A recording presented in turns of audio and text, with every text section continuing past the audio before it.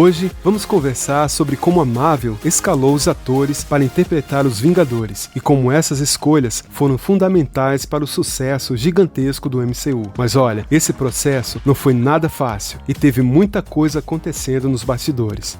Você sabia que o Tom Hiddleston quase foi o Thor? Ou que o Chris Evans recusou o papel de Capitão América várias vezes antes de aceitar? Pois é, tem muita curiosidade interessante pra gente conversar. Então fica até o final para não perder nada. Vamos para o vídeo.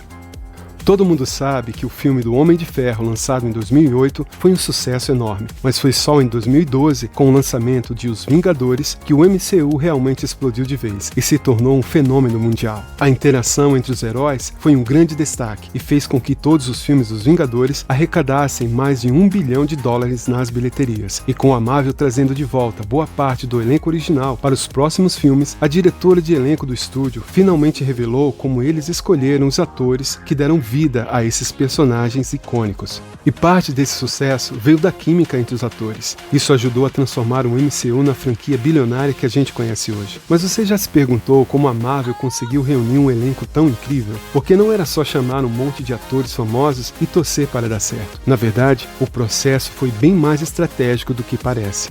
No podcast oficial da Marvel, a diretora de elenco Sarah Helen Finn contou um pouco sobre esse processo e revelou um segredo bem interessante. Quando a Marvel escolhia os atores, eles não pensavam primeiro nos encontros entre os heróis, os chamados crossovers. Isso mesmo, a prioridade era encontrar o melhor ator para interpretar cada herói individualmente e depois montar um elenco de atores coadjuvantes de apoio que completassem essa escolha.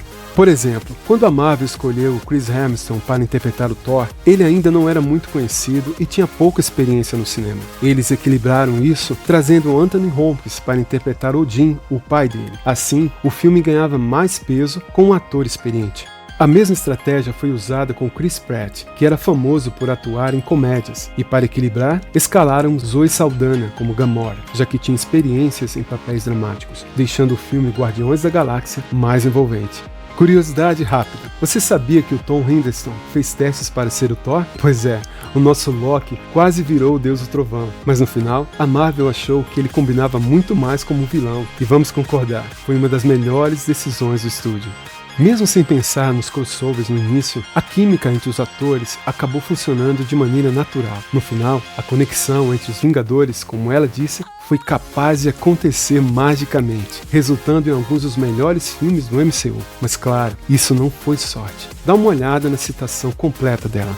Sarah Helen Finn disse, abre aspas, sinceramente é um pouco difícil para mim falar sobre isso de uma perspectiva externa, porque estou muito perto disso, mas o que eu realmente lembro quando estávamos escalando o elenco é que o nosso foco era muito singular, era realmente inteiramente sobre quem é a melhor pessoa para dar vida a esse personagem. E então, quando temos o personagem principal, como cercamos melhor, sabe? Então, quando você tem alguém que é mais novo na cena, como Chris Hemsworth, podemos ter um Anthony Hopkins, poderíamos ter, como então construímos o conjunto se é Chris Pratt e ele é mais conhecido por comédia? E se trouxermos Zoe, que sabemos que vai aumentar a aposta para ele e então tornar isso desafiador? Mas você sabe, com cada personagem eu sempre estava escalando um filme de cada vez, então eu nunca estava realmente escalando os Vingadores, que tudo foi capaz de acontecer magicamente, e eu acho que é uma prova do calibre dos atores, da escrita, da direção, da visão que Kevin teve ao longo do filme, e realmente também provavelmente se beneficiou do tempo que tivemos que viver com esses personagens e conhecê-los, e as histórias que estavam sendo contadas, e a maneira como todos eles estavam crescendo conosco. Mas quando eles se juntaram pela primeira vez em Os Vingadores, a reação a esse filme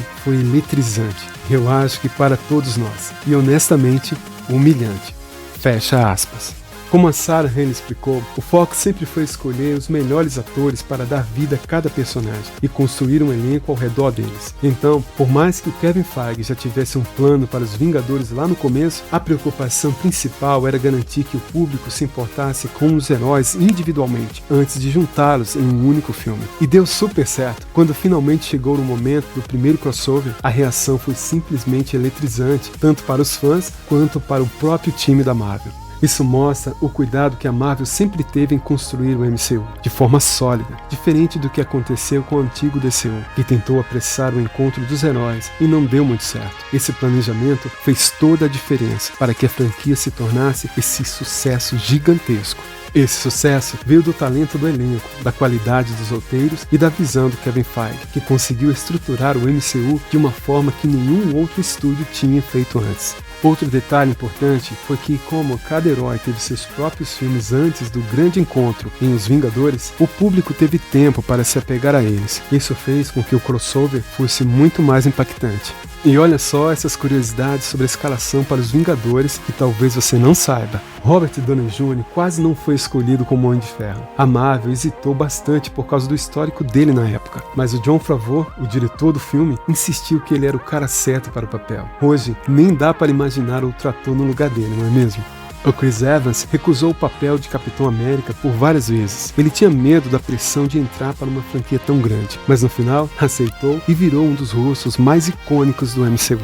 Já Mark Ruffalo entrou de última hora no papel de Hulk. O personagem, inicialmente, era interpretado pelo Edward Norton, mas por diferenças criativas com a Marvel, ele foi substituído pelo Ruffalo, antes do primeiro filme dos Vingadores. O Chris Pratt quase foi recusado para o papel do Senhor das Estrelas. No início, a Marvel não queria escalá-lo, porque achavam que ele não tinha o perfil do personagem, mas depois de um teste incrível, ele garantiu o papel. Agora me conta aqui nos comentários qual dessas curiosidades te surpreendeu mais. É muito legal ver que a Sarah Helen Finn ainda está lá na Marvel, ajudando a moldar o futuro do MCU, mesmo com toda a imposição da fase 5 da Marvel. Com a volta da maioria do elenco original, os próximos filmes prometem ser muito empolgantes. Com todas essas decisões bem pensadas, o MCU conseguiu criar uma conexão única entre o público e os personagens. Não foi à toa que os fãs vibraram tanto quando o time dos Vingadores finalmente se reuniu. Hoje, com a volta de vários atores icônicos para os próximos filmes da fase 6 da Marvel, a expectativa está altíssima. Será que o MCU vai conseguir recriar aquela mesma magia dos primeiros Vingadores?